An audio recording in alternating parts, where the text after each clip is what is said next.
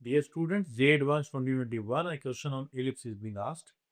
If let E be the ellipse x square by 16 plus y square by 9 is equal to 1 for any three distinct points P, Q and Q dash on capital E, let M, P, Q be the midpoints of line segment joining P and Q and M, P, Q dash be the midpoint of line segment joining P and Q dash.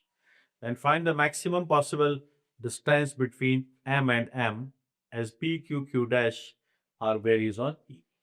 Conic section chapter के ऊपर ellipse के ऊपर पूछा गया question 2021 के अंदर पूछा गया, जहां पर स्टूडेंट से क्या रिस्पॉन्स था सबसे पहले तो वही हम डिस्कस करते हैं कि उस टाइम पे जब ये स्टूडेंट से क्वेश्चन पूछा गया था तो ताकि हमें एक पता चले कि देखो टीचर और स्टूडेंट में तो हमेशा आपको ये लगेगा कि सबको तो हमेशा ही ज्यादा आता है, अभी तो हमेशा ही कम आता है।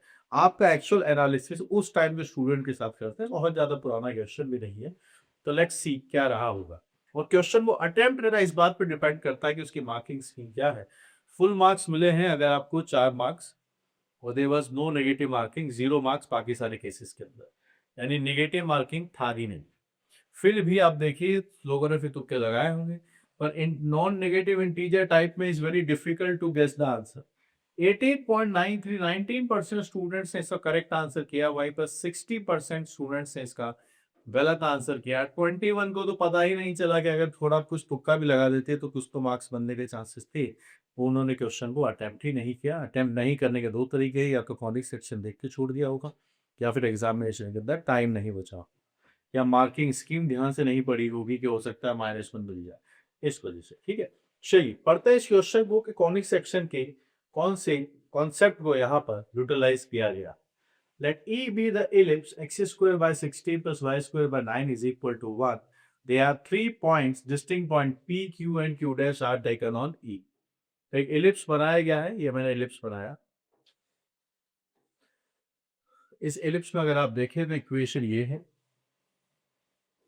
मेजर एक्सिस होगा इसका A, 4,0 पर 16 लिखा हुआ है, A डैश होगा -4,0, एक B पॉइंट होगा जो होगा 0,3 क्योंकि अपॉन में 9 है, एक B डैश होगा 0,-3, और यहीं पर हमारे पास अब 3 पॉइंट्स हैं।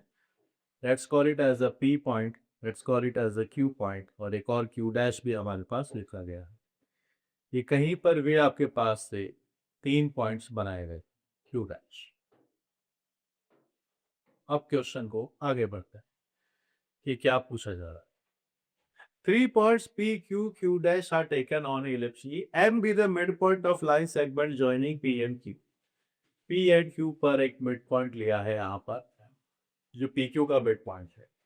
वहीं पर M P comma Q dash भी है लाइन सेगमेंट इसके ऊपर, यहाँ भी एक और पॉइंट है एम, दोनों का मिड पॉइंट है। मिड पॉइंट को M1 M2 से रिप्रेजेंट नहीं किया गया है, एक नोटेशन लिखा गया है कि M अकेला नहीं है, एम पी कोमा क्यू है तो P और Q का मिड पॉइंट, और M P comma Q dash लिखा है, ये P और Q डैश का मिड पॉइंट लिखा गया है। ठीक है, चलिए इसकी हमें मैक्सिमम डिस्टेंस निकालनी है, maximum possible value of distance between these two, इनके बीच की डिस्टेंस कितनी होगी। सो रिक्वायर्ड थिंग इज ये जो दो डेटा है इनका मैक्सिमम वैल्यू में निकालना है कि m और m डैश का मैक्सिमम वैल्यू क्या होगा, ये क्वेश्चन हमसे पूछा जा रहा है। ठीक है, फेयर इनफ। तो एक ट्राइंगल बन चुका है, ट्राइंगल में दो साइड्स के मिड पॉइंट को मिला रहे हैं और सामने एक थर्ड साइड भी है। तो यहाँ पर एक छोटा सा केस हम डिस्कस करते हैं, जिन लोगों को ये बात पता है वो तो ठीक ही बात है, जिनको नहीं पता हो आके समझिए। एक मैंने जनरल केस लिया, ट्राइंगल मैंने यहाँ पर बनाया, यहाँ पर मैं इसको ओरिजिन ले लेता हूँ,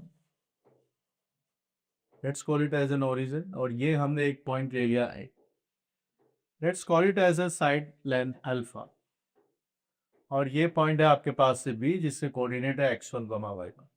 सिंपल कोऑर्डिनेट के तरीके से आपको समझाना। यहाँ पर एक पॉइंट आपके पास m पॉइंट यहाँ है, m1 ले लिया, एक मिड पॉइंट यहाँ पर है। मिड पॉइंट का कॉन्सेप्ट बताइए, x1 plus alpha y2 comma y1 y2। m1 का कोऑर्डिनेट बता दीजिए, x1 y2 y1 y, correct, ये कॉन्सेप्ट। यहाँ भी अब हम क्या करते हैं कि मिड पॉइंट्स को मिलाने वाली लाइन की लेंथ निकाल देते हैं m1 m2, कि m1 m2 आखिर है क्या। दो साइड्स इसके मिड पॉइंट्स को मिलाने वाली लाइन। दोनों का y कोऑर्डिनेट सेम है, y1 y2 y1 y2 आप देख सकते हैं।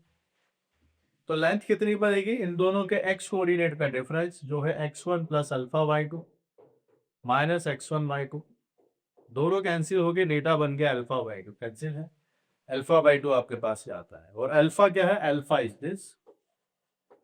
तो m1 m2 क्या है आपको अगर पता चला होगा, this is half of the third side, half of the third side. तो जो हमें चाहिए m ऑफ pq और m ऑफ pq डैश, ये क्या होगा?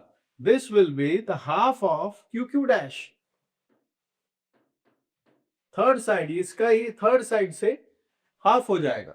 और अगर हमें ये ग्रेटेस्ट चाहिए, सोचिए, if we are looking for this to be greatest, इसको मैक्सिमम करना है, तो हाफ को तो क्या मैक्सिमम करेंगे? क्यू क्यू डैश हमें मैक्सिमम करना होगा। क्यू क्यू डैश दो ऐसे पॉइंट जो इलिप्स के ऊपर है। इलिप्स के ऊपर दो फार्थेस्ट पॉइंट कहां पर बनाए जा सकते हैं? इलिप्स के अंदर दो फार्थेस्ट पॉइंट बनाए जा सकते हैं जब वो मेजर एक्सिस के एंड पॉइंट्स बनेंगे। When they are at major point, major axis का एंड पॉइंट यहां बनाइए। ये Q ले लिया, ये Q है, ये Q डैश है। P आप कहीं पर भी बना दीजिए, डजंट मैटर। तो ये आपके पास से Q Q डैश, ये मैक्सिमम यहां पर बनेगा। आप देख सकते हैं कि ये लेंथ 4 है, ये लेंथ भी 4 है, दोनों 4 4 है। तो मैक्सिमम लेंथ अगर हम बना के देखें तो ये 8 आता है। 8 का हाफ अगर हम बनाएंगे तो फिर आपके पास से 4 आता है। तो 4 इज द फाइनल आंसर।